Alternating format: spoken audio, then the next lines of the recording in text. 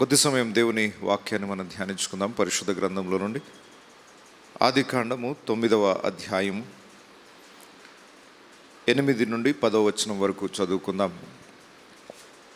మరియు దేవుడు నోవాహు అతని కుమారులతో, ఇదిగో నేను మీతోనూ మీ తదనంతరము మీ సంతానముతోనూ మీతో కూడా ఉన్న ప్రతి జీవితోనూ, పక్షులేమి పశువులేమి, మీతో కూడా సమస్తమైన భూజంతువులేమి, ఓడలో నుండి బయటికి వచ్చిన సమస్త భూజంతువులతోనూ నా నిబంధన స్థిరపరచుచున్నాను.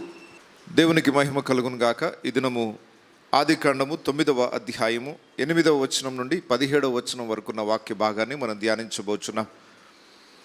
నోవహు ఓడలో నుండి బయటికి వచ్చిన తర్వాత దేవుడు అతన్ని ఆశీర్వదించి ఆదామునకు ఏ ఆశీర్వాద వచనాలు పలికాడో అవే ఆశీర్వాద వచనాలు నోవహుతో కూడా దేవుడు పలికాడు.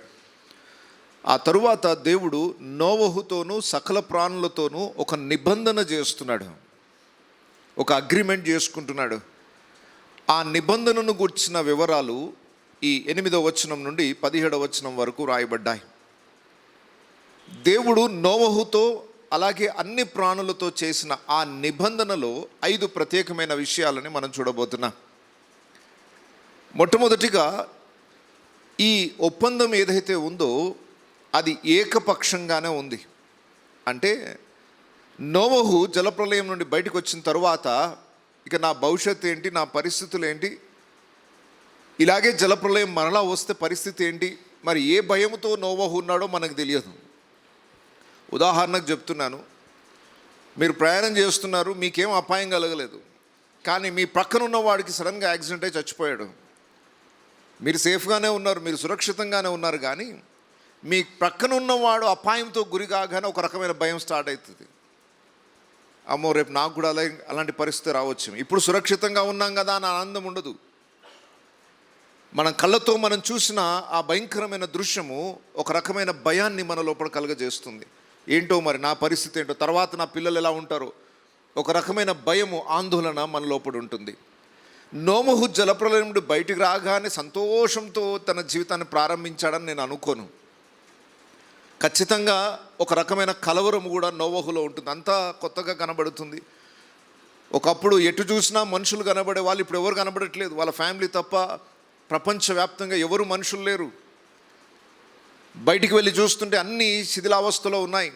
ఒకసారి ఆలోచించండి, సంవత్సరం పాటు భూమి మీద నీళ్ళు నిండిపోయి ఒక్కసారిగా ఆ నీళ్ళు ఇంకిపోతే ప్రాంతం అంతా కూడా ఎలా పరిస్థితి ఉంటుందో. ఒక వరద వచ్చినప్పుడు, ఒక తుఫాన్ వచ్చినప్పుడు ఒక ప్రాంతము నీళ్ళతో మునిగిపోయి తర్వాత ఆ నీళ్ళన్నీ ఇంకిపోయిన తర్వాత ఎలా కనబడుతుంది ఆ ప్రాంతం, కంప్లీట్గా ఏదో పతనం అయిపోయినట్టు శిథిలావస్థలో ఉంటుంది. అవన్నీ దృశ్యాలు చూస్తున్నప్పుడు నోవహు అనే ఫ్యామిలీ సురక్షితంగా ఉన్నా ఈ దృశ్యాలన్నీ కూడా ఒక రకమైన ఆందోళన కలుగజేస్తాయి.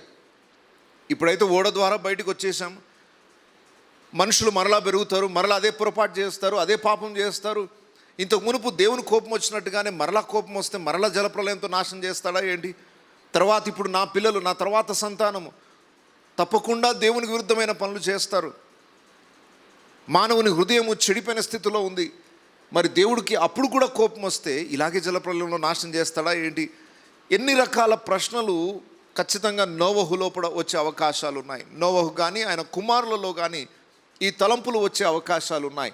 బహుశా దేవుడు మనుషుల యొక్క హృదయ రహస్యములను ఎరిగినవాడు గనుక నోవహు హృదయంలో, ఆయన కుమారుల హృదయంలో ఎలాంటి ఆలోచనలు వెళ్తున్నాయో దేవుడు గ్రహించే ఉంటాడు గనుక వారిని ధైర్యపరుస్తూ, వారిని దృఢపరుస్తూ దేవుడు ఒక నిబంధన చేస్తున్నాడు. నోవహు, ఇక మీదట జలముతో భూమి మీదనున్న ప్రాణులను నేను ఇంకెప్పుడు నాశనము చేయను.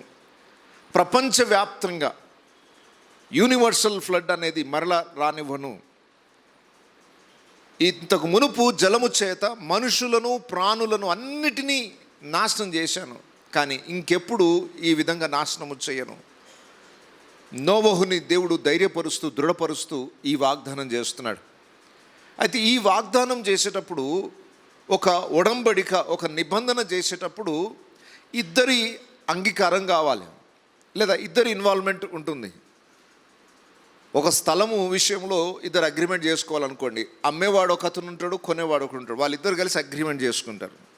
ఒడంబడిక లేదా నిబంధన అనేది ఇద్దరి మధ్య జరిగేది. నేను ఇలా చేస్తాను, నువ్వు ఇలా చేయాలి. అని ఒకవేళ హద్దులు మీరితే, నేను మాట తప్పితే ఇది నష్టం అనే వివరాలన్నీ కూడా రాసుకొని సైన్ చేస్తాం. ఇక్కడ ఈ నిబంధన నోవహు వైపు నుండి ఏమీ లేదు. నోవహు ఎప్పుడు అడగలేదు దేవుని, దేవా మరేంటి నా పరిస్థితి ఏంటి, నాతో ఏమైనా నిబంధన చేయి, ఒప్పందం చేయి, ఇప్పుడు బయటకు వచ్చాను, మళ్ళీ నన్ను నాశనం చేయననేది మాట ఇస్తే అప్పుడు ధైర్యంగా బ్రతుకుతాను అని నోవహు వైపు నుండి ఏమీ అడగలేదు. దేవుడే ఈ నిర్ణయం తీసుకున్నాడు. అంటే ఏకపక్షంగా ఈ నిబంధన నిర్ణయాన్ని దేవుడు తీసుకున్నాడు. మానవుని పరిస్థితులను ఎరిగిన దేవుడు, భవిష్యత్తును ఎరిగిన దేవుడు కనుక అతని హృదయంలో మరలా కలవరము రాకుండా ఉండునట్లు, నోవహు నీ కళ్ళ ముందు ఎంతోమంది చనిపోయారు, నువ్వు బయటకు వచ్చి చూసినప్పుడు బహుశా ఎంతోమంది అస్థిపంజరాలు కనబడి ఉంటాయి. నోవహు మరల భూమిని సేద్యపరచడానికి దున్నుతున్నప్పుడు ఎన్ని మరి డెడ్ బాడీస్ యొక్క శిథిలావస్థలో ఉన్న ఆ యొక్క ఎముకలు ఎన్ని కనబడ్డాయో, ఇవన్నీ చూస్తున్నప్పుడు మళ్ళీ షాకింగ్కి వెళ్ళిపోయే అవకాశాలు ఉన్నాయి. అమ్మో మేమైతే సురక్షితంగా ఉన్నాం, ఎంత భయంకరమైన నష్టం జరిగింది అని ఇలాంటి కలవరంతో తన తర్వాత తరాలు కూడా ఉంటాయేమో అనుకొని మనుషులు కోరక మునిపే, మనుషులు దేవుని దగ్గర మనవి చేయక మునిపే దేవుడే ఒక నిబంధన చేశాడు. మీరేం వరి కాకండి, ఇంకెప్పుడు జలముతో నేను ఈ భూమిని నాశనము చేయను అని దేవుడే ఈ ఒప్పందాన్ని సైన్ చేసి నోవహుకి ఆ తరానికి దేవుడు అనుగ్రహించాడు. సో నిబంధనలో ఇద్దరు ఉండాలి, కానీ ఇక్కడ నిబంధనలో మాత్రం దేవుడు ఒక్కడే ఆ నిర్ణయాన్ని తీసుకున్నాడు. ఇది మొదటి విషయం. ఇక రెండవ విషయం ఏంటంటే, దేవుడు చేసిన ఈ నిబంధన కేవలము నోవహు ఆ తరం వరకు మాత్రమే కాదు. దేవుడు మీతోనూ మీ తదనంతరము మీ సంతానముతోనూ మీతో కూడిన ప్రతి జీవితోనూ, పక్షులేమి పశువులేమి మీతో కూడా సమస్తమైన భూజంతువులేమి, ఓడలో నుండి బయటికి వచ్చిన సమస్త భూజంతువులతోనూ నా నిబంధన స్థిరపరచుచున్నాను. ఇక్కడ రెండు విషయాలు మనం గమనించాలి. ఈ నిబంధన నోవహుతో మాత్రమే కాదు, ఆ తరంలోనున్న నోవహు కుటుంబీకులు లేదా అతని కుమారులు కోడళ్లతో మాత్రమే కాదు, మీతోనూ మీ తదనంతరము మీ పిల్లలతోనూ ఈ నిబంధన చేస్తున్నాను. అంటే ఈ కవనెంట్ ఏదైతుంది ఇటర్నల్ అనగా నిత్యత్వానికి సంబంధించినది.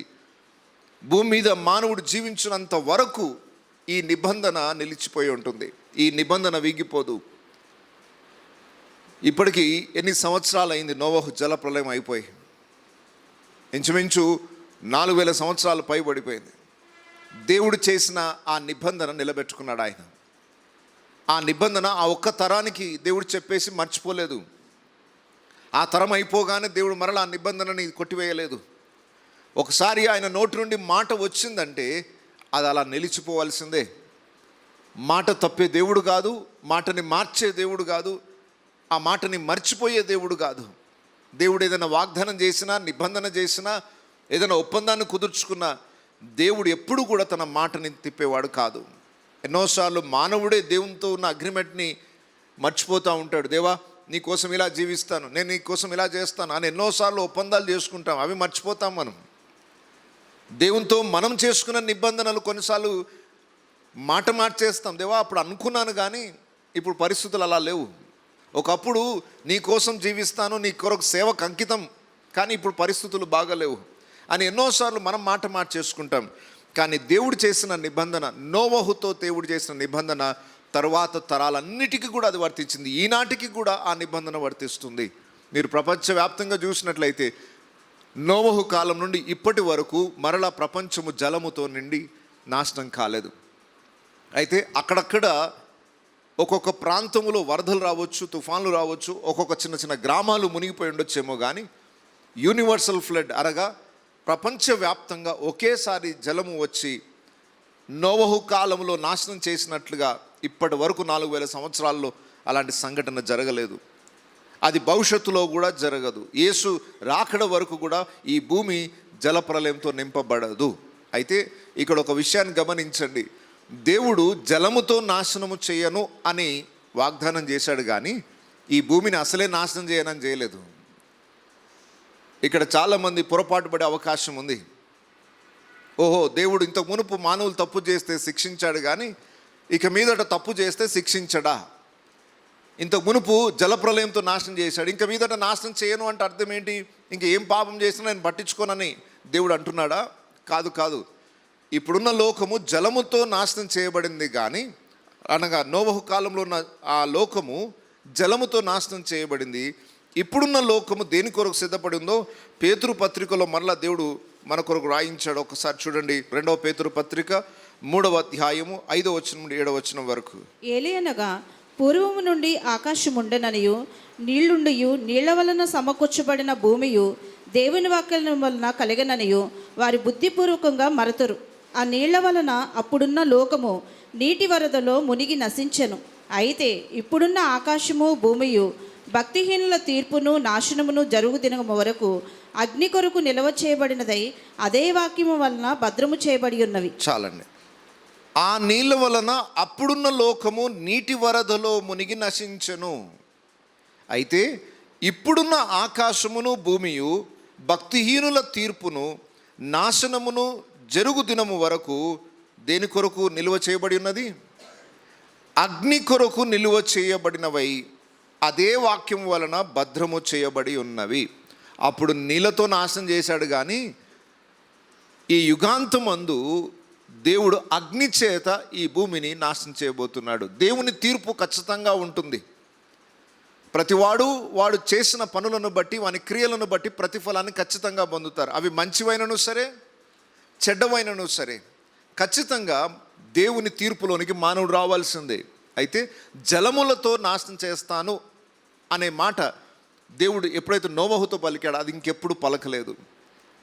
నోవహు జలప్రలయములో దేవుడు నాశనం చేసినట్టు మరలా ఇంకెప్పుడు చేయను అనే నిబంధన చేసిన తర్వాత ఇంకెప్పుడు దేవుడు ప్రపంచాన్ని జలముతో నాశనం చేయలేదు. దయచేసి గుర్తుపెట్టుకోండి, ఒక రోజు రాబోతుంది, యేసయ్య వస్తాడు, ఆయన యందు విశ్వాసం ఉంచిన వారిని అందరిని తీసుకొని వెళ్ళిపోతాడు. ఆ తరువాత విడువబడిన వారి మీదకి భయంకరమైన అగ్నిగంధకములు వచ్చి ఈ భూమి ఆకాశములన్నీ కూడా లయపరచబడబోయే ఒక తీర్పు దినం ఉంది. ఆ దినము వరకు మధ్యలో దేవుడు ఎప్పుడు కూడా ప్రపంచవ్యాప్తమైన నష్టాన్ని ఎప్పుడూ కలుగచేయలేదు. ఆ తీర్పు ఖచ్చితంగా జరుగుతుంది కనుక దానికంటే ముందుగానే విశ్వాసులమైన మనము ఆయన రాకడ కొరకు సిద్ధపడుతూ ఎత్తబడే గుంపులో ఉండాలనేది బైబిల్ అంతా ఎన్నోసార్లు దేవుడు హెచ్చరికలు ఇస్తూ వచ్చాడు. సరే, ఇక్కడ మనం దేవుడు నోవహుతో చేసిన నిబంధనను గురించి ధ్యానిస్తూ ఉన్నాం. ఒకటి, నిబంధనకు ఇద్దరు వ్యక్తుల అంగీకారం కావాలి, కానీ మానవుని ప్రమేయం లేకుండానే దేవుడు స్వంతగా ఈ నిర్ణయం తీసుకుంటున్నాడు. రెండవది, ఈ నిర్ణయము నోవహుతో మాత్రమే కాదు, ఆయన కుమారులతో మాత్రమే కాదు, ఇది దేవుడు నిత్య నిబంధనగా ఇంకెప్పుడు ఈ ప్రపంచాన్ని జలముతో నాశనం చేయను అనగా తర్వాత తరాల వరకు కూడా ఈ నిబంధన వర్తిస్తుంది. మూడవ విషయం ఏంటంటే, ఈ నిబంధన కేవలము నోవహుకి మానవాళి కొరకు మాత్రమే కాదు, భూమి మీదనున్న సకల ప్రాణులతో దేవుడు నిబంధన చేస్తున్నాడు. యూనివర్సల్ కవెనెంట్ అంటారు దీన్ని. ఒకసారి చూడండి, మరలా 9వ అధ్యాయంలో 10వ వచనంలో, ఇదిగో నేను మీతోనూ మీ తదనంతరము మీ సంతానముతోనూ మీతో కూడనున్న ప్రతి జీవితోనూ, పక్షులేమి పశువులేమి మీతో కూడా సమస్తమైన భూజంతువులేమి, ఓడలో నుండి బయటికి వచ్చిన సమస్త భూజంతువులతోనూ నా నిబంధన స్థిరపరచుచున్నాను. కేవలం నోవహుతో మాత్రమే కాదు, భూమి మీద ఉన్న అన్ని ప్రాణులతో దేవుడు ఈ నిబంధన చేస్తున్నాడు. ఓడలో నుండి బయటికి వచ్చిన ప్రతి ప్రాణితో ఈ నిబంధన చేశాడు. ఇంకెప్పుడు మిమ్మల్ని జలముతో నేను నాశనం చేయను. నాలుగవ విషయం, ఇది అన్కండిషనల్, షరతులు లేకుండా దేవుడు చేసిన నిబంధన. సహజంగా నిబంధన ఎలా ఉంటుందంటే షరతుల మీద ఆధారపడి ఉంటుంది. ఇదిగో నేను మీకు ఇలా చేస్తాను, మీరు నాకు ఇలా చేయాలి, మీరు నాకు ఇలా చేస్తేనే నేను మీకు ఇలా చేస్తాను. ఉదాహరణకు, దావీదు సంతానములో నుండి ప్రతి తరములో దావీదు కుమారులలో ఒకడు సింహాసనం మీద కూర్చొని ఉంటాడు. అయితే అది కండిషన్. వారు నా యందు విశ్వాసం ఉంచి దావీదు నడిచిన త్రోవలో నడిస్తేనే దావీదు సంతానంలో ఒకడు సింహాసనం మీద కూర్చోకుండా మానడు. అంటే అక్కడ కండిషన్తో నిబంధన చేశాడు. బైబిల్లో చాలా నిబంధనలు ఉన్నాయి, అవి షరతులతో కూడినవి. కానీ ఇక్కడ ఎలాంటి షరతులు లేకుండానే దేవుడు నోవహుతో నిబంధన చేస్తున్నాడు. ఇదిగో నువ్వు నా మాట వింటేనే, నీ పిల్లలు నా మాట వింటేనే జలముతో నాశనం చేయను. మరలా వాళ్ళలాగా గతంలో జలప్రలయానికంటే ముందు ప్రజలు చేసిన తప్పే మీరు కూడా చేసుకుంటూ వెళ్తే ఖచ్చితంగా అప్పుడు చేసినట్టే ఇప్పుడు కూడా చేస్తాను అని షరతులు పెట్టకుండా, తప్పకుండా దేవునికి తెలుసు మానవుడు చెడిపోయిన స్థితిలో ఉన్నాడు. మనము 8వ అధ్యాయంలో చూసాం, 8వ అధ్యాయము 21వ వచనంలో చూసాం. అప్పుడు యెహోవా ఇంపైన సువాసనను ఆఘ్రానించి, ఇక మీదట నరులను బట్టి భూమిని మరలా శపించను, ఎందుకనగా నరుల హృదయాలోచన వారి బాల్యము నుండి చెడ్డది, నేనిప్పుడు చేసిన ప్రకారముగా ఇకను సమస్త జీవులను సంహరింపను. వారు చెడిపోయిన వాళ్ళే ఇక, కానీ నాశనమైతే చేయను, ఈ జలముతో వారిని నాశనము చేయను అనే మాట దేవుడు ముందుగానే చెప్పాడు. అయితే వారు ఖచ్చితంగా పాపం చేస్తారు. మరలా పూర్వపు స్థితి, జలప్రలయానికంటే ముందు మానవుడు ఎలా చెడిపోయిన స్థితిలో ఉన్నాడో తర్వాత కూడా అలాంటి స్థితికే మానవుడు వస్తాడు. అయినా కూడా నేను జలముతో మాత్రం నాశనము చేయను. అది దేవుడిచ్చిన మాట. అంటే మానవుల నుండి కానీ ప్రాణుల నుండి కానీ ఏ షరతులు లేకుండా దేవుడు ఈ నిబంధన చేశాడు. ఇది 4వ విషయం. ఇక 5వ విషయం ఏంటంటే, ఈ నిబంధనకు ఒక గుర్తు పెట్టాడు దేవుడు. ఏం గుర్తు పెట్టాడు? 9వ అధ్యాయము 11వ వచనం నుండి కొన్ని కింది వచనాలు చదువుకుందాం. నేను మీతో నా నిబంధనను స్థిరపరచుదును, సమస్త శరీరులు ప్రవాహ జలముల వలన ఇక లయపరచబడరు, భూమిని నాశనము చేయుటకు ఇకను జలప్రవాహము కలగదని పలికెను. మరియు దేవుడు, నాకును మీకును మీతో కూడానున్న సమస్త జీవరాశులకును మధ్య నేను తరతరములకు ఏర్పరచుచున్న నిబంధన గుర్తు ఇదే, మేఘములో నా ధనస్సును ఉంచి తిని, అది నాకును భూమికి మధ్య నిబంధన గుర్తుగా ఉండును. చాలండి. నిబంధనకు ఒక గుర్తుని దేవుడు పెట్టాడు. ఏంటి అని అంటే, ఆకాశమందు మీకు ఒక ధనస్సు కనబడుతుంది, అది నా ధనస్సును నేను అక్కడ నిలుపుచున్నాను. రెయిన్బో అనేది మనం చూస్తున్నాం. దీని మీద ఎన్నో ప్రశ్నలు, ఎన్నో తర్కాలు ఉన్నాయి. నోవహు కాలంలోనే మొట్టమొదటిసారిగా రెయిన్బో కనబడిందా? అంతకు మునిపే రెయిన్బోస్ వస్తూ ఉండేవా? అప్పటి నుండే ప్రారంభమైందా ఈ రెయిన్బో కనబడడం అనే దాని మీద చాలా వివాదాలు ఉన్నాయి. ఇప్పుడు ఆ వివాదాల జోలికి మనం వెళ్ళట్లేదు. కానీ దేవుడు చేసిన నిబంధనకు గుర్తుగా అక్కడ ఒక ధనుస్సు కనబడుతుంది. చాలా వివాదాలు ఉన్నాయి ఇందులో. ఒకవేళ మీరు వాటిని వినకపోతే దేవునికి స్తోత్రం, విని సందేహాల్లో ఉంటే మళ్ళీ వాటి వివరణ ఇవ్వాల్సి వస్తుంది.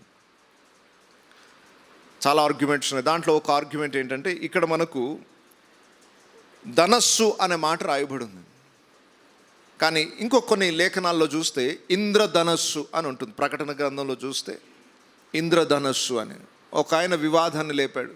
అదేంటి, మా దేవుని పేరుతో మీరు ధనస్సు అని పేరు పెట్టుకున్నారు, మా ఇంద్రుని పేరుతో మీరు ధనస్సు అనే మాట మీరు బైబిల్ ఎట్లా రాసుకున్నారు? అది మా దేవుని పేర్లు మీ గ్రంథంలో ఎందుకు రాసుకున్నారు అనే వాదన. చూడండి, బైబిల్ పాత నిబంధన హెబ్రీ భాషలో, కొత్త నిబంధన గ్రీకు భాషలో రాయబడి ఉంది. ఆ భాషలలో ఇంద్రధనస్సు అని లేదు, ధనస్సు అని ఉంది అంతే. బౌ అనే మాట ఉంటుంది, ధనస్సు. ఇంద్రధనుస్సు అని ఎందుకు తర్జుమా చేశారంటే, తెలుగు వాళ్ళకి మరి అది రెయిన్బో అనేది అర్థం కావాలి. రెయిన్బో అనగానే డిక్షనరీలో తెలుగు మీనింగ్, తెలుగు ట్రాన్స్లేషన్ అని కొడితే ఏమొస్తుంది? ఆకాశంలో కనిపించే రెయిన్బో అని తెలుగు ప్రజలకు అర్థమయ్యేటట్టు చెప్పాలంటే ఏం పేరుతో పిలవాలి దాన్ని? మనుషులందరూ ఏం పేరుతో పిలుస్తున్నారో ఆ పేరుతో పిలిస్తేనే అర్థమవుతుంది. కనుక ఇంద్రధనుస్సు అని రాశారు. అంతేగాని ఇంద్రధనుస్సు అనగా ఇంద్రుని యొక్క ధనస్సే అని అనుకోవడానికి వీల్లేదు. ఓకే, అది తర్జుమాలో మనుషులకు అర్థం కావడానికి రాయబడిన మాట. ఇలాగ ఎన్నో చిన్న చిన్న విషయాలలో కూడా విభేదాలు తలెత్తి దేవుని వాక్యాన్ని తప్పుత్రోవ పట్టించే వాళ్ళు ఉన్నారు. అసలు ఎందుకు ఆ ధనస్సు నిర్మించబడింది, దాని యొక్క ఉద్దేశం ఏంటి, అది తెలుసుకోకుండా ఆ ధనస్సుని మరి రాంగ్ రూట్లో నడిపించడానికి చాలా శాతం ప్రయత్నాలు చేశాడు. దాంట్లో ఇంకొక పెద్ద ప్రమాదకరమైన ప్రయత్నం కూడా ఉంది. దాని గురించి కూడా ఒక 2 మాటలు చెప్పి తర్వాత నేను ముగిస్తాను. కానీ మొట్టమొదటిగా ఈ గుర్తుని దేవుడు పెట్టి దాని నుండి ఏం నేర్పించాలనుకుంటున్నాడంటే, ఇది నా నిత్య నిబంధనకు గుర్తుగా దీన్ని పెడుతున్నాను. వర్షం పడుతున్న సమయంలోనే మనకు ఆ రెయిన్బో కనబడుతుంది.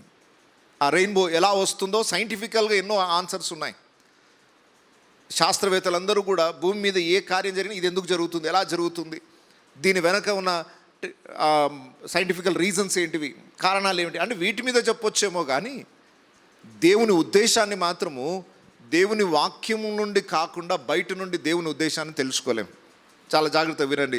రెయిన్బో ఎలా వచ్చింది అంటే దానికి సైంటిఫికల్ రీజన్ చెప్పొచ్చేమో, కానీ దాని పర్పస్ మాత్రము, దాని ఉద్దేశం మాత్రము మానవుడు చెప్పలేడు. అది దేవుడు ఏర్పాటు చేసినది కనుక అది లేఖనాల ద్వారానే మనం అర్థం చేసుకోవాలి. బాగా గుర్తించండి, మానవుడు ఎప్పుడు కూడా మానవుని స్వబుద్ధిని ఆధారం చేసుకొని, మానవుని జ్ఞానాన్ని ఆధారం చేసుకొని దేవుని అర్థం చేసుకోలేడు. దేవుని అర్థం చేసుకోవాలంటే దేవుని జ్ఞానం కావాలి. మనిషి యొక్క సొంత ఆలోచనలు, భూ సంబంధమైన జ్ఞానంతో దేవుని అర్థం చేసుకోలేము. దేవుని ఆలోచనలను కూడా అర్థం చేసుకోలేము, దేవుని ఉద్దేశాలను కూడా తెలుసుకోలేము.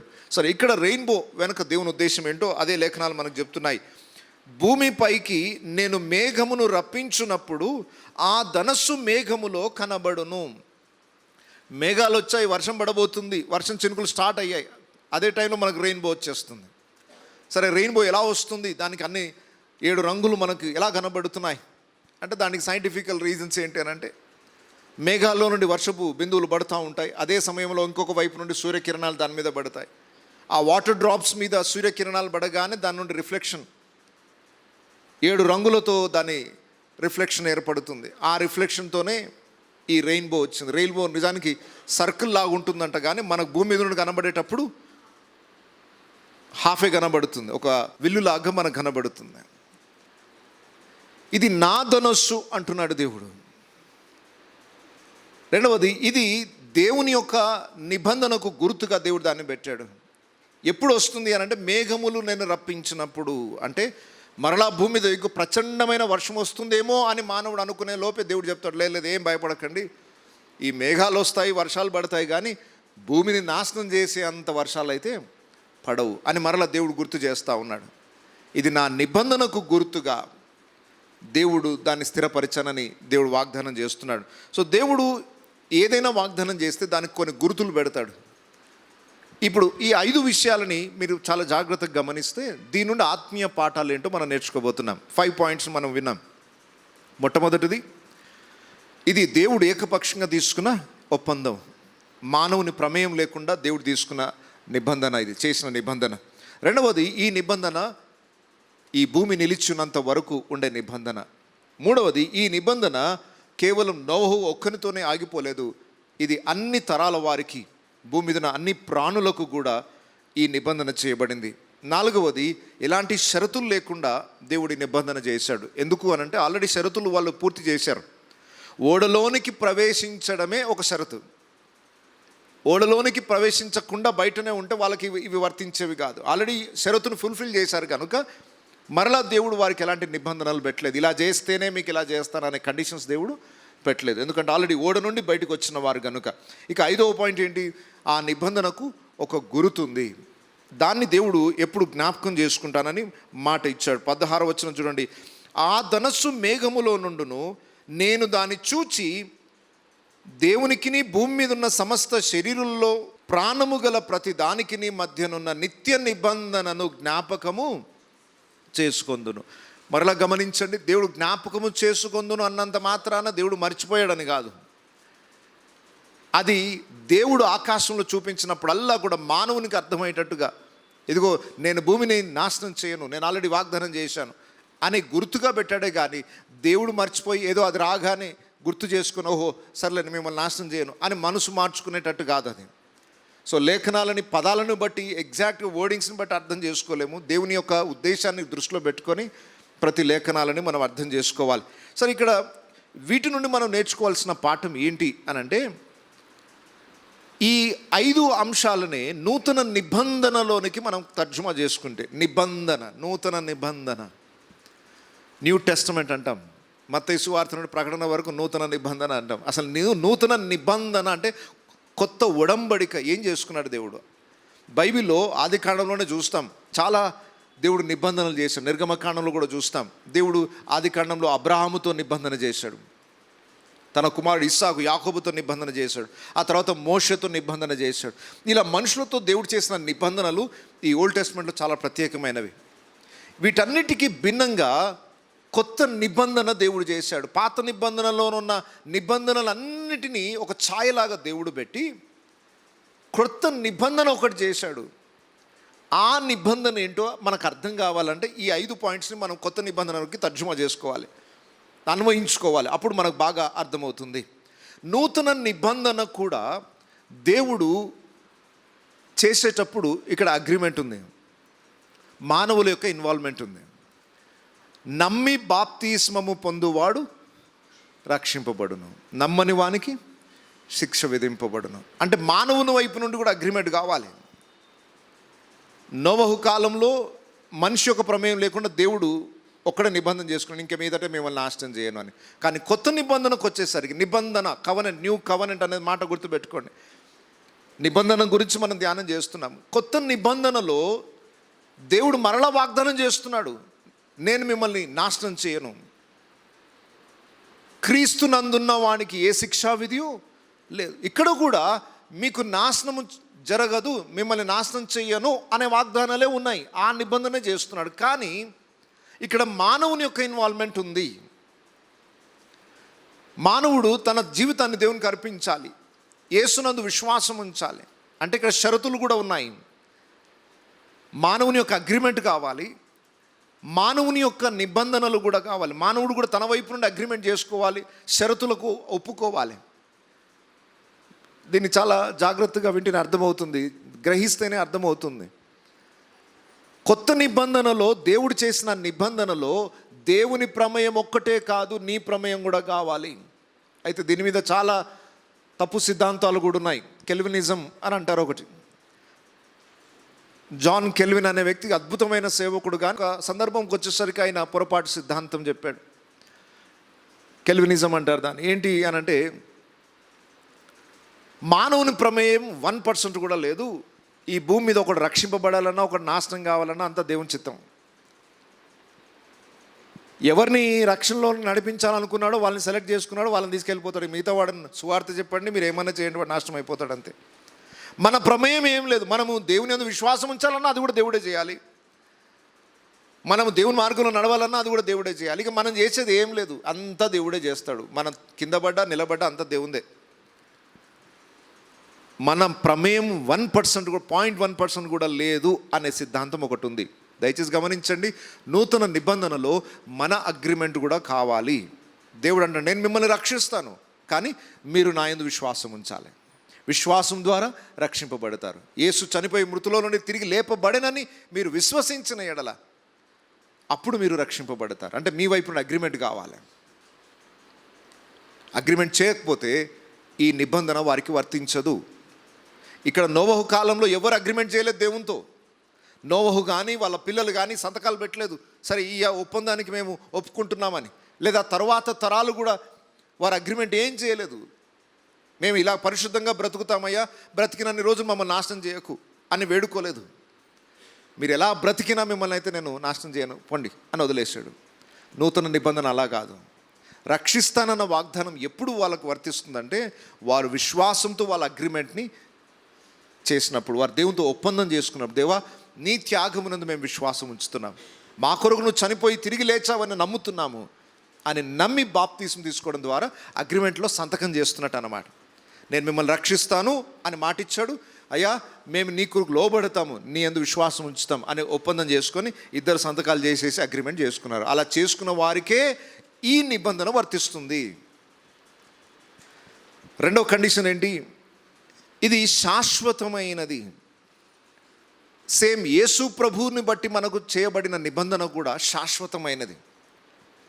రక్షింపబడిన ప్రతి వ్యక్తి ఈ భూమి మీద ఉన్నంత వరకు దేవుని ఉగ్రత నుండి తప్పించుకోవడం కాదు, నిత్యత్వం వరకు కూడా దేవుని ఉగ్రత నుండి తప్పించుకున్న వాడవుతాడు. ప్రభువునందు విశ్వాసం ఉంచినవాడు ఏ శిక్షా విధికి కూడా గురికాడు. సో ఇది శాశ్వతమైన, కేవలం భూమి మీద ఇప్పుడు నోవహుతో చేసిన నిబంధన ఒకటి భూమి మీద ఉన్నంత వరకే. నాశనం చేయను అంటే తర్వాత మానవులకు అగ్నితో నువ్వు నాశనం చేస్తానన్నాడు. అంటే ఈ నిబంధన భూమి ఉన్నంత వరకే ఉండొచ్చు. 4000 సంవత్సరాలు అయిపోయింది, ఇంకెన్ని రోజులు ఉంటుందో మనకు తెలియదు. అప్పటి వరకు ఈ నిబంధనతో పని. కానీ యేసు ప్రభుతో మనకు చేయబడే నిబంధన అది ఈ యుగమందును పరలోకమందును కూడా అది శాశ్వతమైన నిబంధనగా ఉండబోతుంది. సో ఈ కవనెంట్ ఇటర్నల్, అది శాశ్వతమైన నిబంధన. నిత్య జీవమును నేను మీకు అనుగ్రహిస్తున్నాను. ఏదో 4 రోజులుండి ఏదో 4 రోజులు కాపాడుతానని మాట ఇవ్వడం కాదు. ఈ భూమి మీద బ్రతుకునన్ని రోజులు ఆ నిబంధన వర్తిస్తుంది.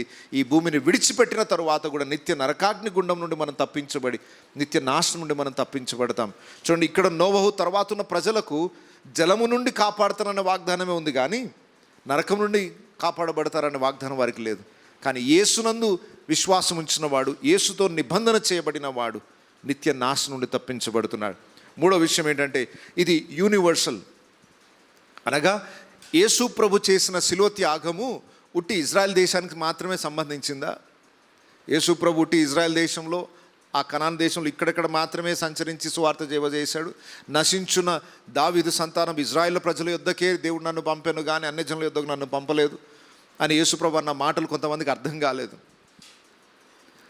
యేసు ప్రభు శిష్యులను మొదటిసారి పంపేటప్పుడు మీరు ఇజ్రాయిల్ ప్రజల యొద్దకే వెళ్ళవలను కానీ అన్ని జనుల మధ్యలోనికి మీరు వెళ్ళకూడదు అంటే దేవుడు ఉట్టి ఇజ్రాయిల్ మీదనే దృష్టి పెట్టి వాళ్ళు మాత్రమే రక్షింపబడాలని వారి కొరకు మాత్రమే శిలువ మీద మరణించాడా? ఆ నిబంధన, నూతన నిబంధన కేవలం ఇజ్రాయిల్ కొరకే దేవుడు చేశాడా? ఇది ప్రపంచవ్యాప్తంగా ఉన్న ప్రతి మానవుని కొరకు ఆయన శిలువ త్యాగం చేశాడు.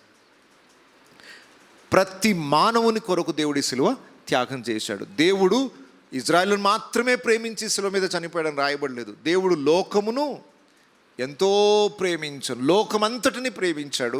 లోకంలో ఉన్న ప్రతి మానవుడు రక్షింపబడాలని అందరి కొరకు త్యాగం చేశాడు కనుక ఈ నిబంధన యూనివర్సల్, అంటే ప్రపంచంలో ఉన్న ప్రతి మానవుడు కూడా ఈ నిబంధనలోనికి రావచ్చు. నోవహుతో నిబంధన చేసేటప్పుడు నోవహు, వాళ్ళ పిల్లలు, వారి తర్వాత తరం వారు, అలాగే అక్కడున్న ప్రాణులన్నిటితో దేవుడు నిబంధన చేశాడు. కానీ ఇక్కడ ప్రపంచవ్యాప్తంగా ఉన్న ప్రతి మానవుడు ఈ నిబంధనలోనికి అడుగుపెట్టవచ్చు. కేవలం ఇజ్రాయిల్లే కాదు, కేవలం క్రైస్తవులే కాదు, ప్రపంచవ్యాప్తంగా అన్ని జాతుల వారు, అన్ని తెగల వారు. ఒకసారి చూడండి, ప్రకటన గ్రంథంలో మనకు తెలిసిపోతుంది దేవుని సింహాసనం ఎదుటకి ఎవరెవరు వస్తారు. చాలాసార్లు క్రిస్టియన్స్ అంటే ఇంగ్లీష్ మాట్లాడే వాళ్ళే అనుకుంటారు. క్రిస్టియన్స్ అనగానే మనుషుల దృష్టిలో ఏంటంటే ఇంగ్లీష్ వల్ల అని, ఆ ఇంగ్లీష్ వల్ల మొత్తం అని. ప్రకటన గ్రంథంలో మీరు చూస్తే 7వ అధ్యాయం 9వ వచనం చూడండి. అటు తర్వాత నిన్ను చూడగా ఇదిగో ప్రతి జనములో నుండి, ప్రతి వంశములో నుండి, ప్రజల్లో నుండి, ఆయా భాషలు మాట్లాడు వారిలో నుండి వచ్చి ఎవడనూ లెక్కింపజాలని ఒక గొప్ప సమూహము కనబడను.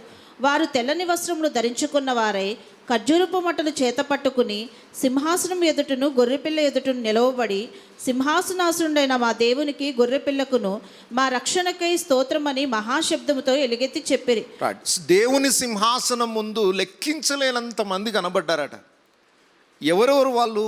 ప్రతి జనములో నుండి, ప్రతి వంశములో నుండి, ప్రజల్లో నుండి, ఆయా భాషలు మాట్లాడు వారిలో నుండి ఎవడూ లెక్కింపజాలని ఒక గొప్ప సమూహము కనబడెను. భూమి మీద ఎన్ని భాషలు ఉన్నాయో అన్ని భాషలు మాట్లాడుతున్న వారిలో యేసునందు విశ్వాసం ఉంచి ఈ నిబంధనలో ఎవరైతే జోక్యం చేసుకొని వారు ఒప్పందం చేసుకున్నారో అన్ని భాషలు మాట్లాడేవారు రేపు పరలోకంలో ఉంటారు. ఇది ఒక గొప్ప ఆశ్చర్యకరమైన విషయం. క్రిస్టియన్స్ అంటే ఇంగ్లీష్ వాళ్ళే కాదు, ప్రపంచంలో ఎన్ని భాషలు అన్ని భాషలో ఉన్న వాళ్ళు క్రిస్టియన్స్ ఉన్నారు. క్రిస్టియన్స్ అంటే అమెరికా అని మాత్రమే అనుకుంటున్నారు. క్రిస్టియన్స్ అంటే అమెరికా మాత్రమే కాదు, ప్రపంచంలో అన్ని జాతుల వారు. క్రిస్టియన్స్ అంటే ఇజ్రాయిల్ మాత్రమే కాదు, ప్రపంచవ్యాప్తంగా ఉన్న ప్రతి దేశంలో నుండి ఈ నిబంధనలో అడుగుపెట్టిన ప్రతి ఒక్కడు రేపు పరలోక రాజ్యంలో మనం చూడబోతున్నాం. గొప్ప జన సమూహము. దేవుడు ఆ నిబంధనని, కొత్త నిబంధనని మానవుల కొరకు చేశాడు. అయితే ఆ నిబంధనలో ప్రతి ఒక్కరికి దేవుడు స్వాతంత్రతను ఇచ్చాడు.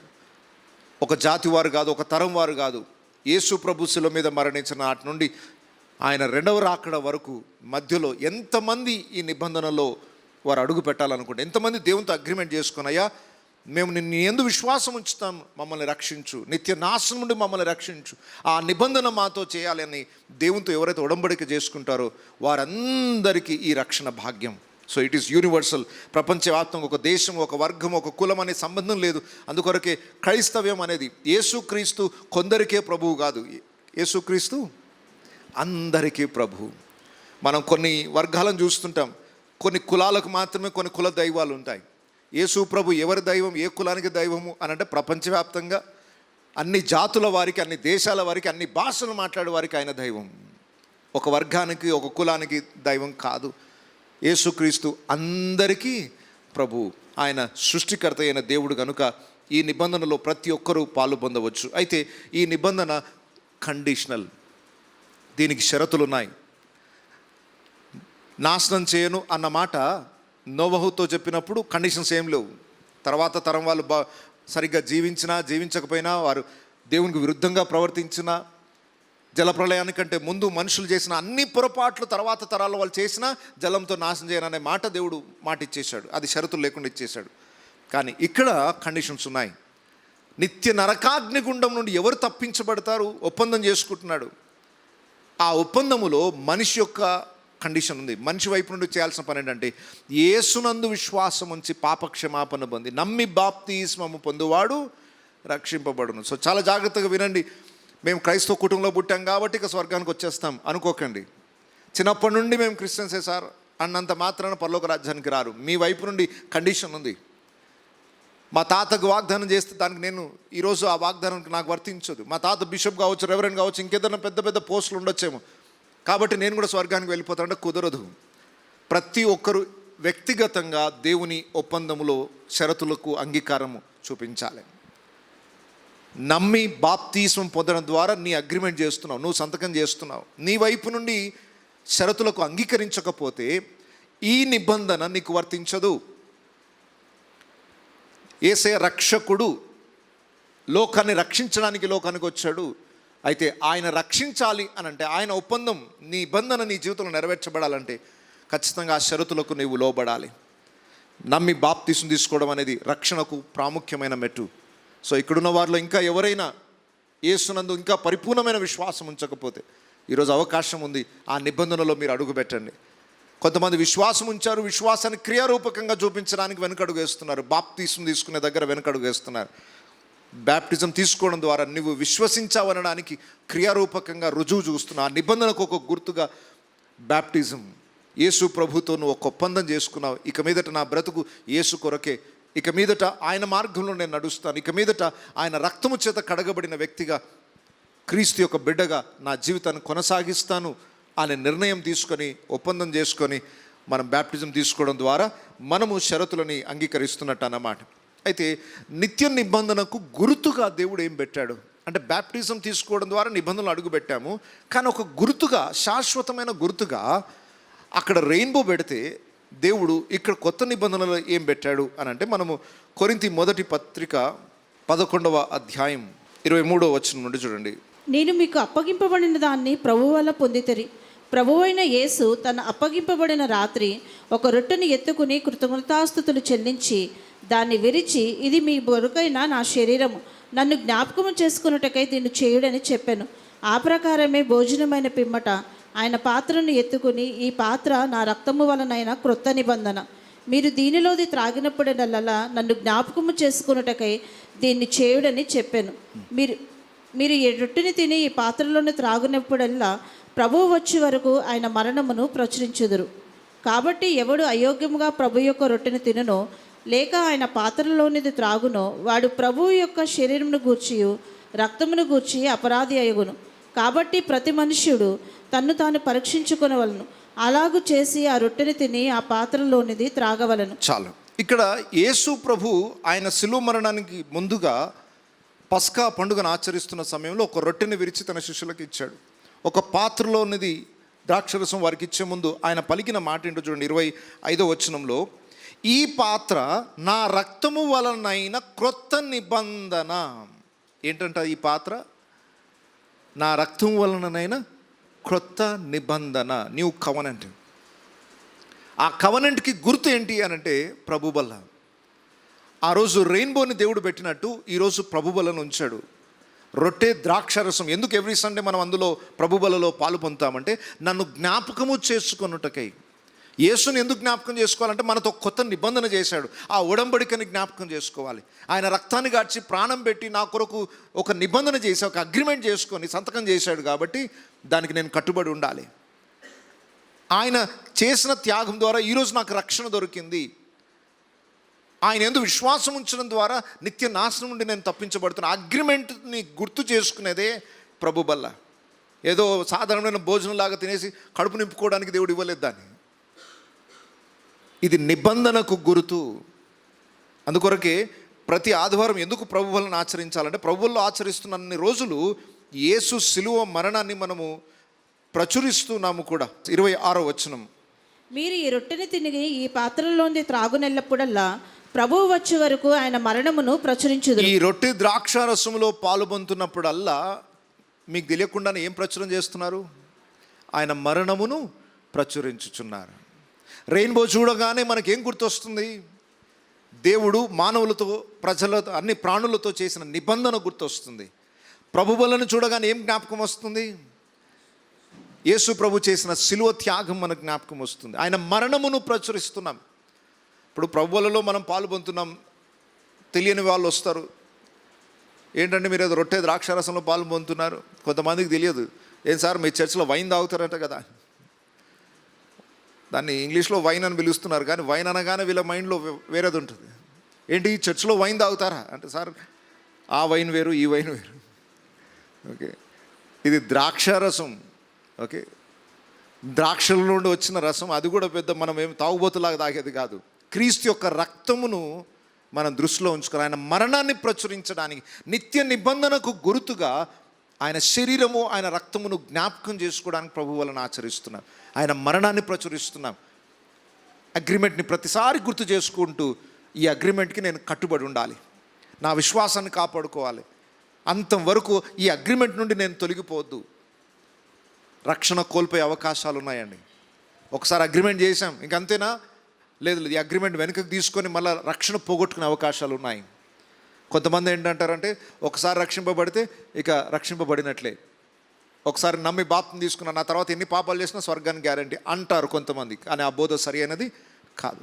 ఈ అగ్రిమెంట్ని కొంతమంది తెగతెంపులు చేసుకునే అవకాశాలు కూడా ఉన్నాయి. ఇది షరతులతో కూడినది. నీవు అంగీకారము చూపిస్తేనే రక్షణ అనేది నీకు గ్యారంటీ. క్రీస్తునందున్నవానికే శిక్షావిధి లేదు. క్రీస్తు నుండి బయటికి వెళ్ళిపోతే మరలా శిక్షావిధి కారకుడు అవుతావు. ఈ నిబంధనను దేవుడు దానికి గుర్తుగా ప్రభు బలను ఇచ్చాడు కనుక ప్రభు బలలో పాలు పొందుతున్న ప్రతి క్షణమును గుర్తు చేసుకోవాలి. ఇది ఒక కవనెంట్, ఇది ఒక నూతన నిబంధన. ఇది మీతో నేను చేస్తున్న నిత్య నిబంధన. ఏదో ఒక్కరోజు కోసం, 2 రోజుల కోసం చేసేది కాదు. ఇది శాశ్వతంగా నువ్వు ఉండడానికి చేసిన నిబంధన. సో ప్రభు బలలో మీరు పాలు పొందుతున్నప్పుడల్లా దేవుని నిబంధనను జ్ఞాపకం చేసుకోండి, ఆయన అగ్రిమెంట్ని జ్ఞాపకం చేసుకోండి. నేను మిమ్మల్ని రక్షిస్తాను, మీరు నా యందు విశ్వాసం ఉంచాలి, అదే అగ్రిమెంట్. నేను రక్షించకపోతే అప్పుడు మీరు నన్ను నిలదీయొచ్చు. ఈ అగ్రిమెంట్లు ఏంటంటే, ఎవరైనా అగ్రిమెంట్ షరతులు తప్పారనుకోండి, శిక్ష పడుతుంది వారి మీదకి. నేను ఇలా చేస్తాను అని చేయకుండా ఉంటే ఖచ్చితంగా నేను నష్టపోవాలి. ఉదాహరణకు ఇప్పుడు ఒక ల్యాండ్ కొంటున్నారండి, మీరు అడ్వాన్స్ ఇస్తారు. 10 లక్షల రూపాయలు పెట్టి ల్యాండ్ కొంటున్నారు, ₹1,00,000 అడ్వాన్స్ ఇచ్చారు. 45 రోజుల్లో మిగిలిన అమౌంట్ ఇస్తాను అని అంటాం. ఒకవేళ ఇవ్వకపోతే 45 రోజుల్లో మాట తప్పితే ఆ ₹1,00,000 అడ్వాన్స్ మీకే. రైట్, ఇప్పుడు మాట తప్పిన వాళ్ళకి ఏం నష్టం జరుగుతుంది? ముందు కట్టుకున్న అడ్వాన్స్ డబ్బులు పోతాయి. ఒకవేళ ఈయన ₹1,00,000 కట్టిన తర్వాత నేను అమ్మను అన్నాడు అనుకోండి, అప్పుడు ఈయనకు జరిమానా విధించాల్సి వస్తుంది. ఈయన మాట తప్పాడు, అగ్రిమెంట్ చేసుకున్నాడు, ఇప్పుడు రేట్లు పెరిగిపోయాయని చెప్పి నేను ఇప్పుడు అమ్మను అంటే కుదరదు. ఖచ్చితంగా రేట్ ఎంత పెరిగినా ఆ రోజు మాట్లాడుకొని ఒప్పందం చేసుకున్న రేట్కి ఇవ్వాల్సింది. ఇవ్వకపోతే ఈయనకు మీద నష్టపరిహారం ఆయన మీద వేయాల్సిందే. అగ్రిమెంట్లో ఎవరు మాట తప్పినా వారు నష్టపోతారు. అయితే ఇక్కడ దేవుడు మానవుడు అగ్రిమెంట్ చేసుకుంటున్నాడు, నిబంధన చేసుకుంటున్నారు. ఈ నిబంధనలో దేవుడైతే ఎప్పుడు మీరే అవకాశమే లేదు, కానీ మానవుడు ఈ నిబంధనను మీరే అవకాశం ఉంది. అలా ఎవరైతే నిబంధనలో నుండి బయటికి వస్తారో నశించిపోతారు. చూడండి, ఇప్పుడు మనం అందరం ఎవరం అంటే నిబంధన జనులం. ఒకసారి అందరు కలిసి చెప్పండి, ఏంటి మనం? Covenant people. అంటే దేవునితో ఒక ఒప్పందం చేసుకున్న జనాంగం మనం. మనకున్న బెనిఫిట్స్ ఇన్నని కాదు, ఇది ఒక స్పెషల్ సబ్జెక్ట్ అవుతుంది మనకు. నిబంధన అనేది ఒక పెద్ద విశాలమైన అంశం. నిబంధన జనులకున్న ప్రత్యేకతలు ఇన్నన్ని కాదండి. అబ్రహాముతో దేవుడు నిబంధన చేసుకున్నాడు. తర్వాత మనం చూస్తాం ఆ అధ్యాయాలు. అబ్రహాముతో నిబంధన చేసుకున్నందుకు నిబంధన జనులకున్న దీవెనలు వేరు, లోకంలో ఉన్న ప్రజలకున్న పరిస్థితులు వేరు. నిబంధన ప్రజలకున్న స్పెషల్ బెనిఫిట్స్ ఉంటాయి, స్పెషల్ స్కీమ్స్ ఉంటాయి దేవుని దగ్గర, స్పెషల్ ప్రొవిజన్స్ ఉంటాయి దేవుని దగ్గర. ప్రత్యేకమైన వనరులు తనతో ఒప్పందం చేసుకున్న వారికి ఉంటాయి. సో ఈరోజు యేసు రక్తం చేత ఒడంబడికలో అడుగుపెట్టిన మన అందరము ఈ లోకంలో ఎవరికి లేని స్పెషల్ బెనిఫిట్స్ని మనం పొందుకుంటున్నాం. ఆ ఆత్మ సంబంధమైన ఆశీర్వాదాలు ఏంటో మనం తెలుసుకుంటే వాటిలో ఎంతో ఆనందిస్తాం. సో మనం సామాన్యమైన ప్రజలం కాదు, యేసుతో ఒప్పందం చేసుకున్న వాళ్ళ జీవితాలే వేరు, వారి జీవితంలో ఆశీర్వాదాలు వేరు. లోకంలో ఏ మానవునితో మనం కంపేర్ చేయలేము. ఆ నిబంధనలో ఉన్న ప్రత్యేకతలు మనం గుర్తించాలి. సో ఆ గుర్తు ప్రభు బల్ల అనేది మనం నేర్చుకున్నాం. ఏవైతే నోవహు కాలంలో ఉన్నాయో అవి ఛాయలాగా ఉన్నాయి, అవి క్రీస్తులో అవి నిజ స్వరూపాన్ని ధరించాయి. సరే, ఇక్కడ మనం గమనించాల్సింది గుర్తు అనగానే రెయిన్బో. ఈ రెయిన్బోని ప్రకటన గ్రంథంలో కూడా జ్ఞాపకం చేస్తాడు. ఇది కేవలం భూమి మీద వచ్చే ఏదో సూర్యకిరణాలు, ఆ వాటర్ డ్రాప్స్ మీద పడినప్పుడు వచ్చే కిరణాలే కాదు. ఈ భూమి ఆకాశంలో ఒకరోజు లయమైపోతాయి, కానీ రెయిన్బో అలాగే ఉంటుందట. వర్షం ఉండదు, మేఘాలు ఉండవు, కానీ రెయిన్బో మాత్రం అలాగే ఉంటుంది. మరి దీనికి సైన్స్ ఏం ఆన్సర్ చేస్తుందో తెలియదు. ఓకే, ఇప్పుడున్న ఇంద్రధనుస్సు ఎలా వస్తుందో చెప్తున్నారు. మేఘాలు వచ్చినప్పుడు, మేఘాల నుండి వాటర్ డ్రాప్స్ పడుతున్నప్పుడు సూర్యకిరణాలు దాని మీద పడి రిఫ్లెక్షన్ వస్తున్నాయి. ఓకే, రేపు సూర్యుడు ఉండడు, చంద్రుడు ఉండడు, మేఘాలు ఉండవు, భూమి ఆకాశం ఉండవు, కానీ రెయిన్బో మాత్రం ఉంటుంది. సార్, దానికి సైంటిఫికల్ ఆన్సర్ చెప్పండి అంటే వాళ్ళు ఏం చెప్పలేరు. అప్పుడు ఆ రోజు ఉంటే కదా వాళ్ళు. పరలోకములో దేవుని సింహాసనము చుట్టూ కూడా ఒక ధనుస్సు ఉంది. ప్రకటన గ్రంథము 4వ అధ్యాయం 3వ వచనం. ప్రకటన గ్రంథం 4వ అధ్యాయం 3వ వచనం. ఆసీనుడైన వాడు దృష్టికి సూర్యకాంత పద్మరాగములు పోలినవాడు, మరకతనం వల్లే ప్రకాశించుచున్న ఇంద్రధనుసు సింహాసనమును ఆవరించి ఉండెను. సింహాసనము చుట్టూ కూడా ఇంద్రధనస్సు సింహాసనమును ఆవరించి ఉండెను. పరలోకమందు దేవుని సింహాసనం చుట్టూ కూడా ఒక రెయిన్బో, 7 డిఫరెంట్ కలర్స్తో ఉన్న రెయిన్బో మనకు కనబడుతుందట. భూమి ఆకాశం లయమైపోయినా దేవుని సింహాసనం చుట్టూ ఒక నిబంధన గుర్తు మాత్రం వీగిపోదు. బాగా గుర్తించండి. అంటే దేవుడు చేసిన నిబంధన అది శాశ్వత కాలం, కొద్ది కాలం వరకే కాదు. అబ్రహాముతో దేవుడు ఒక ఒప్పందం చేసుకున్నాడంటే ఒక 100 సంవత్సరాల, 1000 సంవత్సరాల, నో, 1,00,000 సంవత్సరాలైనా ఆ నిబంధనలు నిలిచిపోవాల్సిందే. భూమి ఆకాశం లయమైపోతాయి, కానీ ఆయన మాట తప్పదు. దానికి గుర్తుగా ఆయన సింహాసనం చుట్టూ ఆ ధనుస్సు ఎల్లవేళల నిత్యత్వం అంతా కూడా ఆ ధనుస్సు ఉంటుందట. దేవుని మాట అంత స్థిరమైనది. ఏదైనా వాగ్దానం దేవుడు చేశాడంటే అది శాశ్వత కాలం ఉంటుంది. ఆయన మాట అవునంటే అవును, కాదంటే కాదు. ఆయన వాగ్దానములన్నీ కూడా అవునన్నట్టే, కానీ ఏది కూడా కాదనడానికి వీలు లేదు. సో దేవుని మాట ఎంత స్థిరమైనదో జ్ఞాపకం చేయడానికి ఆయన సింహాసనం వెనుక ఆ ధనుస్సు ఆయన ఎప్పుడు కూడా దాన్ని జ్ఞాపకార్థంగా ఉంచుకున్నాడు. అయితే భూమి మీద మనుషులకు కనబడడానికి దేవుడు ఆ ధనుస్సుని ఇచ్చాడు, కానీ నిత్యత్వంలో మాత్రం ఎలాంటి సైంటిఫికల్ రీజన్స్ లేకుండానే దేవుని మహిమ యొక్క వెలుగును బట్టి ఆ ధనుస్సు ఏర్పడుతుంది. అది రేపు పరలోక రాజ్యానికి వెళ్ళిన తర్వాత దేవుని సింహాసనం దగ్గర మనం చూద్దాం దాన్ని. లాస్ట్గా ఈ రెయిన్బో ఇంత అద్భుతమైన చిహ్నము, ఇంత అద్భుతమైన నిబంధనకి గుర్తు. అది చూడగానే దేవుని వాగ్దానం గుర్తొస్తుంది, దేవుని నిబంధన గుర్తొస్తుంది. అది చూడగానే మరలా నూతన నిబంధన గుర్తొస్తుంది. ఇంత అద్భుతమైన సత్యాలన్నీ ఆ రెయిన్బో చూడగానే గుర్తు రావాలి మనకి. కానీ సాతాను ఎంత ఈజీగా డైవర్ట్ చేశాడంటే, మొన్న మా పాస్టర్ అమ్మ గారికి ఫోన్ కవర్ పౌచ్ పాడైపోతే కొత్తది తెచ్చుకుంది. మేము ఎన్నోసార్లు తీసుకుని రమ్మంటే మేము దొరకలేదు, ఎక్కడ దాన్ని తీసుకురాలేదు, ఆ మోడల్కి ఎక్కడ దొరకలేదు. సరే, ఆమెనే వెతుక్కొని తెచ్చుకుంది. మంచి కలర్ఫుల్ పౌచ్ తెచ్చుకున్నా. మా బాబు హాస్టల్ నుండి రాగానే, ఏంటమ్మా ఎల్జీబీటీకి సపోర్ట్ చేస్తున్నావా నువ్వు అని. ఏంటి ఎల్జీబీటీ అంటే ఏంటి, దానికి సపోర్ట్ చేయడం అంటే ఏంటి? ఎంతమందికి తెలుసు ఎల్జీబీటీ అనే పదాలు? దేవునికి స్తోత్రం. మీకు ఓకే, దేవునికి స్తోత్రం. మీరు లోకంతో సంబంధం లేకుండా బ్రతుకుతున్నారు. ఓకే, అలాగే బ్రతకండి, అదే క్షేమం. ఓకే, కానీ మీ పిల్లల్ని అడిగి చూడండి ఇంటికి వెళ్ళాక, ఎల్జీబీటీ అంటే ఏంటి అని అడిగి చూడండి. మీకు తెలియదు కాబట్టి ఈ తరానికే తెలియదు అనుకోకండి. మీ పిల్లల్ని అడగండి, చెప్తారు, చాలా అర్థమయ్యేటట్టు చెప్తారు. ఎందుకంటే వారికి తెలుసు ఈ తరంలో ఏం జరుగుతుందో. ఎల్జీబీటీకి సపోర్ట్ చేస్తున్న వాళ్ళు ఈ కలర్ పెట్టుకుంటారమ్మా అన్నాడు. ఏంటి అది ఇంతకు అని అంటే, ఆ పౌచ్ మీద రెయిన్బో కలర్స్ ఉన్నాయి, 7 కలర్స్, కలర్ఫుల్గా ఉంది అని చెప్పేసి కొనుక్కుంది. ఈ కలర్ దేనికి పెట్టుకుంటున్నారంటే, ఈరోజు ఎవరైతే లెస్బియన్ అంటే గే మ్యారేజెస్ ఉన్నాయో, పురుషుడే పెళ్లి చేసుకోవడం, స్త్రీలే పెళ్లి చేసుకోవడం, బైసెక్షువల్ అని అంటారు, ట్రాన్స్జెండర్స్ అంటారు, అన్నీ కలిపి ఒక కమిటీ ఏర్పాటు చేసుకున్నారు. Okay, lesbians, gays, bisexual, transgenders, అట్లా ఒక్కొక్క ఆల్ఫాబెట్కి, ఒక్కొక్క అక్షరానికి ఒక్కొక్క ప్రత్యేకమైన వర్గం వాళ్ళు ఉన్నారు. అందరూ కలిసి మానవుడు అంటే ఉట్టి భార్య భర్త ఇద్దరే కాదు, ఎవరికి ఇష్టం వచ్చినట్టుగా వాళ్ళు ప్రవర్తించవచ్చు, ఆ ఫ్రీడమ్ ఉంది.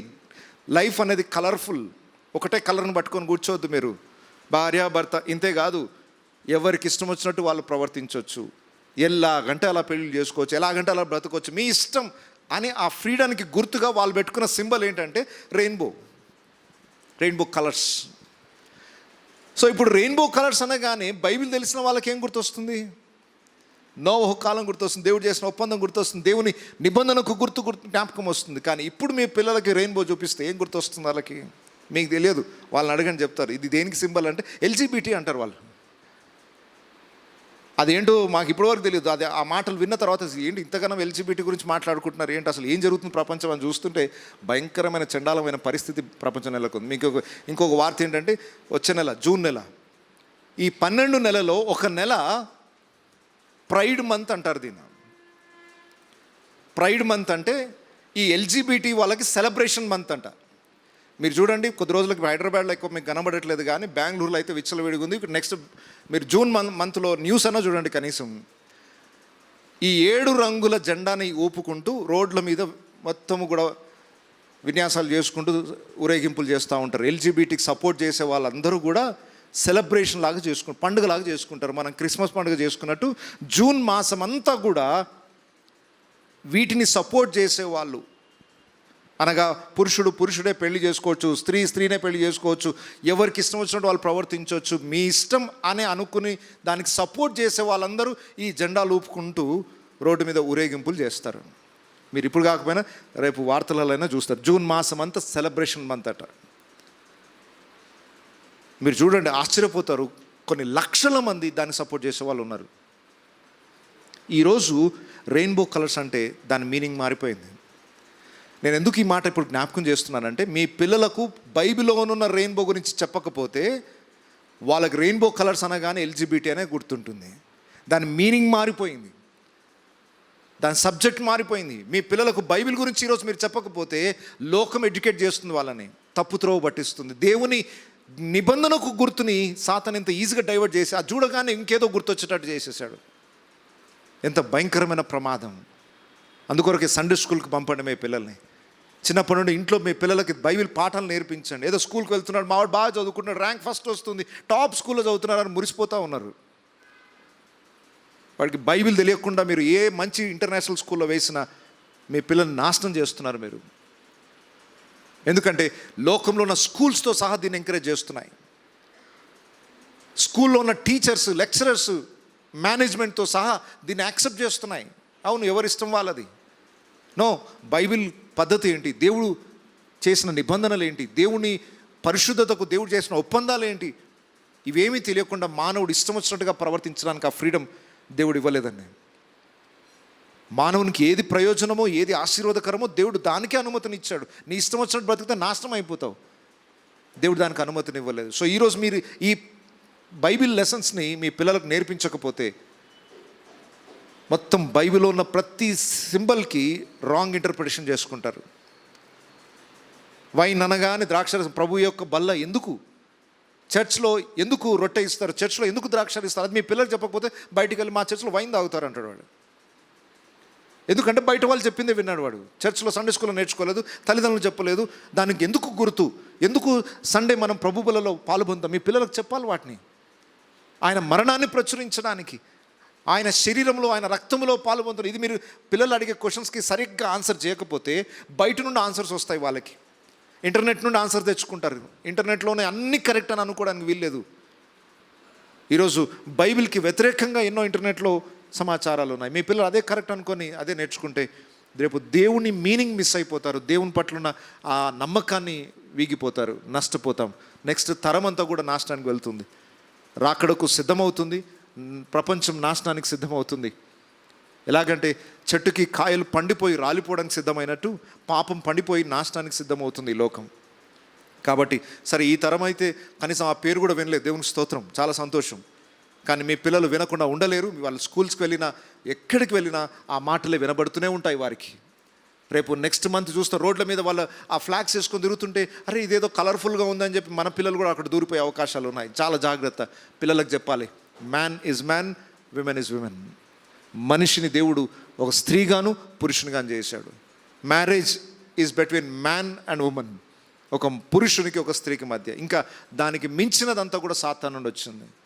అపవిత్రత అంటే ఏంటి, పవిత్రత అంటే ఏంటి, మనం పిల్లలకు ఎడ్యుకేట్ చేయకపోతే వాళ్ళు పాపాన్నే ఫ్రీడమ్గా తీసుకొని అదే కరెక్ట్ అనుకొని లోకం చెప్పే మాటలకి వారి జీవితాలు అంకితం చేసుకున్నారంటే ఇక వారు మీకు చేతికందరూ దేవుని నుండి చాలా దూరం అయిపోతారు. కాబట్టి బైబిల్లో ఉన్నదున్నట్టు బైబిల్ విషయాలని లోకంలో వారు నష్టపోకుండా ఉండడానికి మన పిల్లలకు నేర్పిద్దాం. దయచేసి పనిగట్టుకొని ఇంతకుముందులాగా కాదు, ఇప్పుడు ఇంతకుముందుకు అలా వదిలేసిన పిల్లలు పరిశుద్ధంగానే బ్రతికేయడానికి అవకాశాలు ఉండేవి. ఇప్పుడు అలా లేదు. మీరు శ్రద్ధ తీసుకొని మీ పిల్లలకు దేవుని వాక్యాలు నేర్పించకపోతే, బైబిల్లో ఉన్న ప్రతి పదాలు మీరు నేర్చుకొని మీ పిల్లలకు నేర్పించకపోతే ఇక నెక్స్ట్ వాళ్ళు క్రైస్తవులుగా కొనసాగుతారన్న నమ్మకం పక్కన పడేసేయండి. ఏ నాస్తికుడో లోకంలో వారి ఇష్టం వచ్చినట్టు ప్రవర్తించే మనుషులుగా మారిపోతారు. సో దయచేసి దేవుని నిత్య నిబంధనకు గుర్తులు మన బైబిల్లో ఏమేమి విషయాలు దేవుడు మన కొరకు రాయించాడు అందుకొరకు ప్రతిదీ మిస్ కాకుండా మన పిల్లలకు నేర్పించాలి. సండే స్కూల్లో కూడా సిరీస్ని చెప్పమని చెప్పాను. బైబిల్లో పిల్లలకి ఇది నాకు తెలియదు అనే మాట రావద్దు. సండే స్కూల్ టీచర్స్ కూడా దానికి ఎంతో ప్రయాసపడుతూ ఉన్నారు. ఎవ్రీ సండే కరికులం తయారు చేసుకున్నారు. బైబిల్లో ఆది కాండం నుండి ప్రకటన వరకు ప్రతి సబ్జెక్ట్ని కవర్ చేయాలి వాళ్ళకి. బైబిల్లో ఇది మా పిల్లలకు తెలియదు అనే మాట రావద్దు. ఎందుకంటే దీన్ని వక్రీకరించి సాతాను తనకి అనుకూలంగా మార్చుకోబోతున్నాడు. అలాంటి పరిస్థితి రాకుండా మనం జాగ్రత్త పడదాం. సో మొత్తానికి ఈరోజు మనం నేర్చుకున్న పాఠం దేవుని నిబంధన. మనుషులతో దేవుడు ఎలా నిబంధనలు చేసుకుంటూ వచ్చాడు. చిట్ట చివరికి కొత్త నిబంధన, అది లాస్ట్ ఫైనల్ కవనెంట్. ఆ నిబంధనలోనికి అడుగుపెట్టిన వాడు నశించిపోకుండా నిత్య జీవాన్ని పొందుకుంటాడు. నోవహు కాలంలో దేవుడు చేసిన నిబంధనను బట్టి జలముతో నాశనం చేయనన్నాడు. అయితే ఇప్పుడు దేవుడు చేసే నిబంధనలో నిత్య నరకాగ్ని గుండం నుండి మిమ్మల్ని తప్పిస్తాను, నిత్య జీవానికి నేను మిమ్మల్ని తీసుకెళ్తాను. ఆ నిబంధనలో ఎవరైతే అడుగు పెడతారో ఈ భూమి మీద బ్రతికినంత కాలము దేవుని ఆశీర్వాదాలు వారికి ఉంటాయి. నిత్యత్వములో, నిత్య జీవంలో దేవునితో కలిసి యుగయుగములు జీవించే భాగ్యం వారికి దక్కుతుంది. ఆ నిబంధన నుండి తొలగిపోకండి. ఈ నిబంధనలు షరతులతో కూడినది. షరతులు మీరితే నిబంధన నుండి తొలగిపోతారు. కాబట్టి ఆ షరతులు చివరి శ్వాస వరకు కాపాడుకోండి. దేవునితో ఆ చేసిన ఒప్పందాన్ని ఎప్పుడు మర్చిపోకండి. అందరం కూడా తలలు వంచుదాం, కళ్ళు మూసుకుందాం.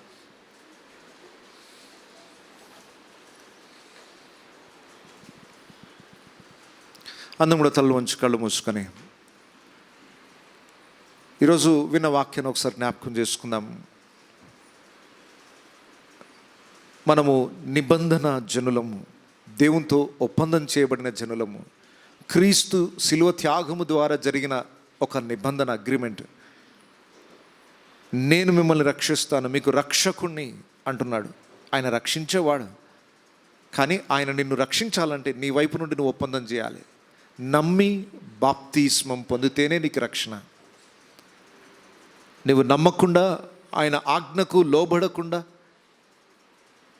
ఆయన నన్ను రక్షిస్తాడు అనుకుంటే నువ్వు మోసం చేసుకుంటున్నావు. దేవుడు నిన్ను రక్షించడానికి సిద్ధంగా ఉన్నాడు, కానీ నువ్వు ఒప్పందం మీద సంతకం చేయలేదు. నువ్వు మారు మనసు పొందలేదు, విశ్వాసము సంపూర్ణంగా దేవుని మీద ఉంచలేదు, బాప్తిస్మమునకు వెనకడుగు వేస్తున్నావు. నువ్వు దేవునితో ఒప్పందానికే కుదుర్చుకోలేదు.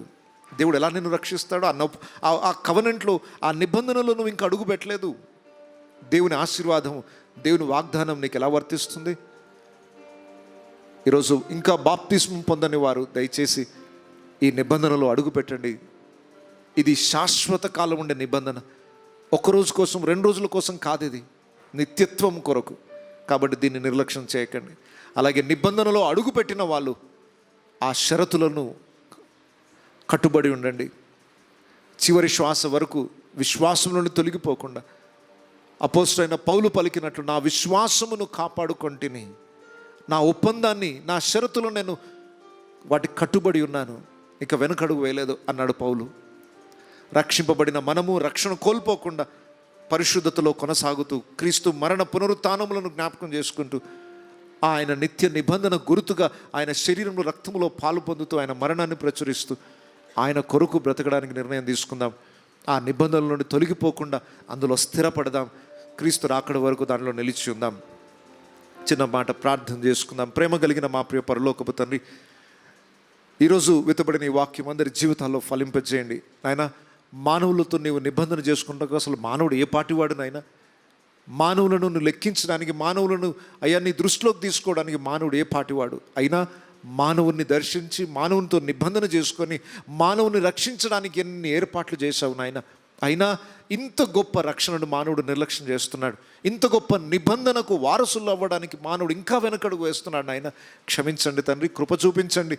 నీ రాకడలోపు ఇంకా అనేక మంది నీ యందు విశ్వాసం ఉంచి ఈ నూతన నిబంధనలో అడుగుపెట్టి నిత్య జీవాన్ని అనుభవించే కృపను దయచేయమని, అందరి జీవితాల్లో ఈ వాక్యం ఫలింపజేయమని యేసు నామములో ప్రార్థిస్తున్నాను తండ్రి. ఆమేన్.